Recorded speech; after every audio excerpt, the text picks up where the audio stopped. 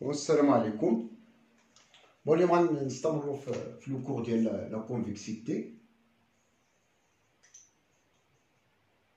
Je commence par un rappel.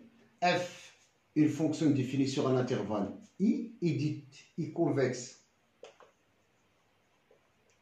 sur I, c'est seulement si, quel que soit T appartient à l'intervalle 0,1, quel que soit XY appartient à l'intervalle I, F de Tx plus 1 moins Ty est inférieur à T f de x plus 1 moins T f de y. Voilà, la convexité, ça sert à... c'est une inégalité f de Tx plus y. Donc, on rappelle là, géométriquement, si vous avez par exemple x, y, des éléments de l'intervalle I, et vous avez par exemple votre courbe est tracée comme ça. Alors, voici f de x et notre f de y. Vous savez bien que l'image d'un intervalle par une fonction continue, c'est un intervalle. Donc, voici notre f de x, y. F de y. Donc, voilà. Alors, maintenant, lorsque je parle d'un élément C qui dépend de t, est égal à tx plus 1 moins ty. Normalement, c'est un paramétrage de tout ce qui est entre x et y. C'est un élément cité qui dépend de t avec t appartient à 0,1. C'est un paramétrage de l'intervalle. Un intervalle AB, vous pouvez écrire un intervalle AB en paramétrant. C'est l'ensemble. Vous pouvez écrire par exemple CA plus T B moins A si vous voulez. Tel que t appartient à 0,1. C'est aussi un paramétrage qu'on peut écrire si TA plus 1 moins T fois B. Tel que T appartient. Faites attention, lorsque je dis T appartient à 0,1, c'est la même chose de dire, de remplacer T par 1 moins T parce que T varie. 1 moins T varie carrément sur 0,1. Maintenant, si je prends un deuxième élément, c'est associé à un autre paramètre. J'obtiens alors une corde. Qui va se passer? C'est que ma corde est située au-dessus de la courbe. Donc, convexe, ça veut dire que CF, F convexe, signifie que CF est situé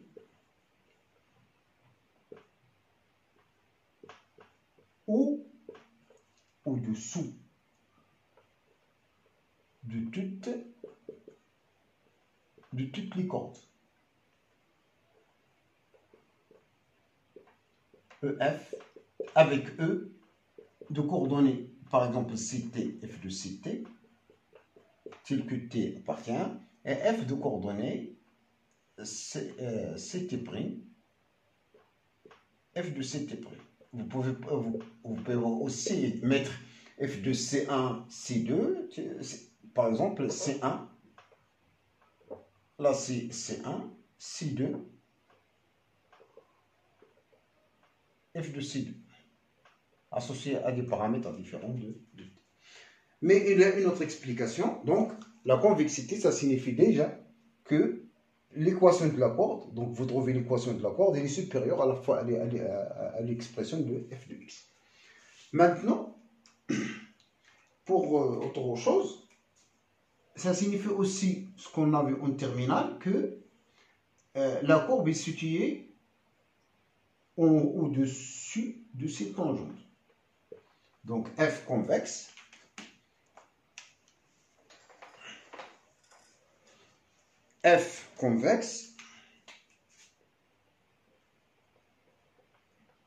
sur I, c'est seulement si CF est au-dessus de toutes ces tangentes. Et donc, quel que soit A appartient à I, quel que soit X appartient à I, vous avez toujours l'expression de la fonction est supérieure à l'équation de la tangente que vous connaissez bien, c'est f' de a, facteur de x moins a plus f de a. C'est l'équation de la tangente. Donc ça est toujours positif. Voici donc une autre inégalité. Une troisième inégalité, et après je termine la preuve de ce que je fais dans l'autre vidéo. C'est mieux de vous donner quelques propositions importantes. Proposition. Si f est convexe,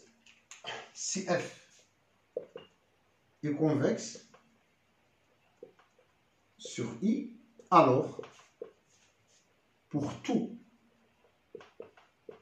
A appartient à I, la fonction pente qui était associée, le taux d'accroissement f de t moins f de A sur t moins A est croissante sur I privé de A. C'est-à-dire que quels que soient deux éléments quelconques x, y appartiennent à I privé de A, si vous avez x inférieur à y, vous pouvez déduire directement que f de x moins f de A sur x moins A est tout le temps inférieur à f de y moins f de A sur y moins. Je vous laisse la démonstration, vous traitez beaucoup de cas. Le cas où les x et y du 2 inférieurs à A, les autres inférieurs, l'un d'un côté, l'autre de l'autre côté, c'est 3 cas à traiter. Il y a 2 cas identiques, c'est le cas où ils sont de la même position. Voilà. Exemple d'application, je vais vous donner une application. Montrez que, quel que soit t appartienne à 0, 1, 0, 0 pi demi, sinus t est supérieur à 2 sur pi fois t. À ce stade, on va considérer une fonction convexe à laquelle on applique la proposition. Donc, on pose une fonction j de t, par exemple, qui est égale à moins sinus t.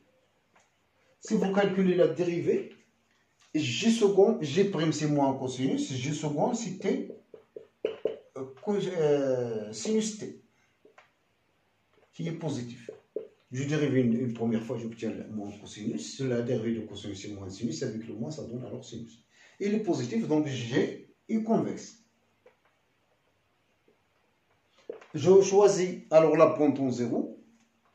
La pente en 0, P0, la pente en 0. Donc le A égale à 0. P0 qui était associé f de t moins f de A. C'est-à-dire moins phi de t, g de t moins, il y a moins sinus t, plus sinus 0, ce qui est 0, sur t, et croissante sur 0 pi demi. Faites attention au P, au 0, on est éliminé.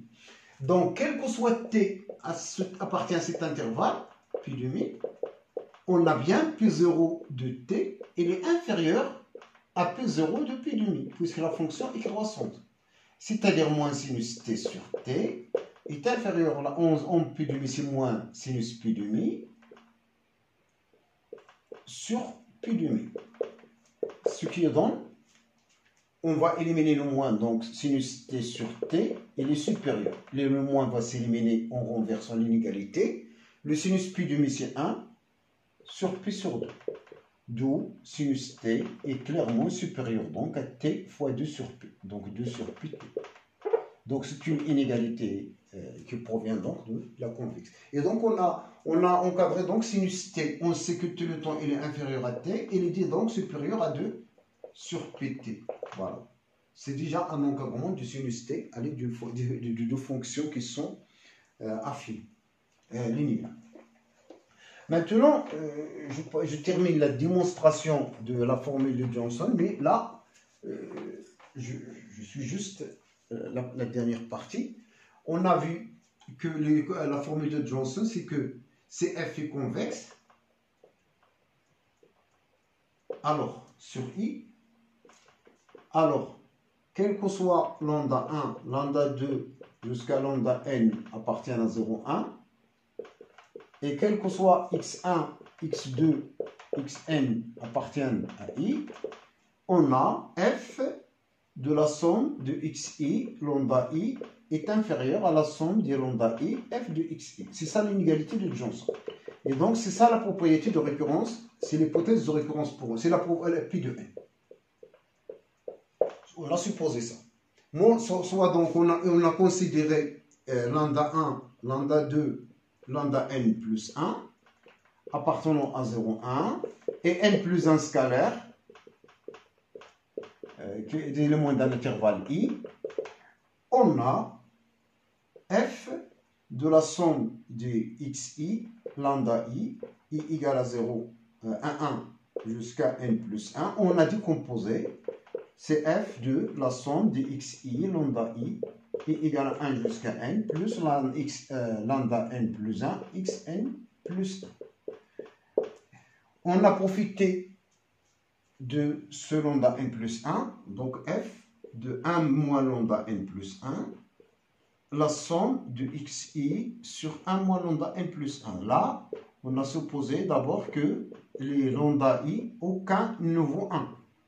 Si 1 est équivalent à 1, vu que leur somme égale à 1, tel que là, la somme de lambda i égale à 1. Et aussi, la somme de lambda i égale à 1. C'est la somme, c'est un scalaire vaut 1, les autres vont 0. Donc, on n'a rien à démontrer. Donc, on a traité le cas, c'est le deuxième cas de la démonstration que je traite ici, plus lambda n plus 1, xn. J'applique juste la définition de la convexité.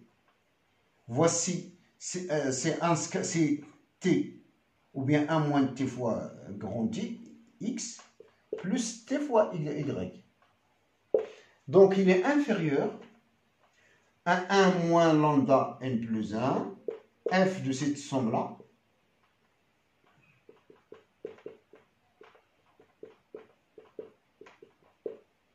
plus lambda n plus 1, f de xn plus 1.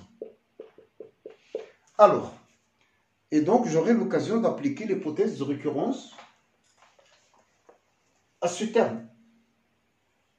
Donc j'applique l'hypothèse de récurrence à cette expression. On a la somme, si je pose mu i est égal à xi sur 1 moins lambda n plus 1 fois lambda i, je m'excuse ici, c'est lambda i, fois lambda i. Il est clair que la somme de mu i est égale à la somme de lambda i sur la constante 1 moins lambda n plus 1. Mais là, i égale 1 jusqu'à n. Et ça, c'est la somme de tous les lambda du 1 jusqu'à n plus 1, c'est 1.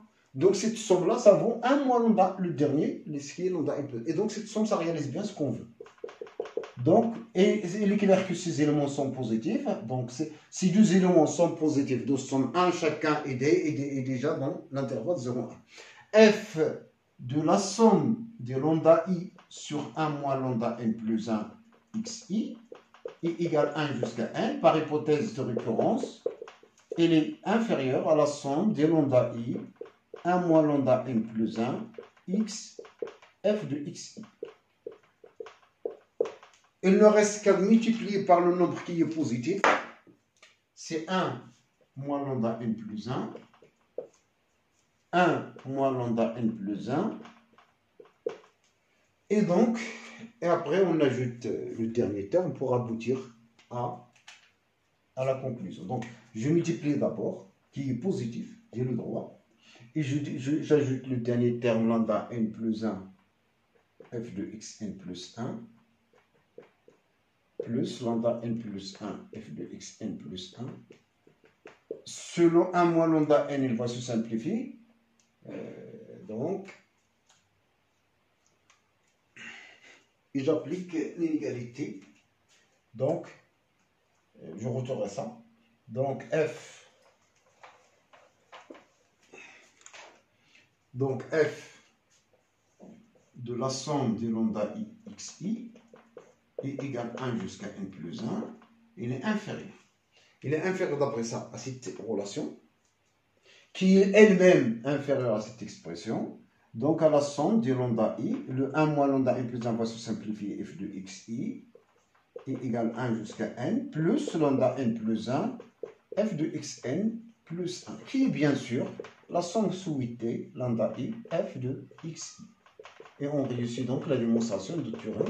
C'est un bon Thuram. Donc il faut considérer la démonstration comme étant un bon exercice à faire. Donc il faut refaire. Et je vous encore ce conseil de démontrer la fonction pointe. Chercher la fonction pointe. Je la démontre dans un vidéo, mais je vous laisse un moment de réfléchir sur la démonstration. Lorsqu'elle fait convexe, alors la fonction pointe est croissante. Donc, mon cours arrive à sa fin. Je vous remercie. À la prochaine vidéo, Inch'Allah.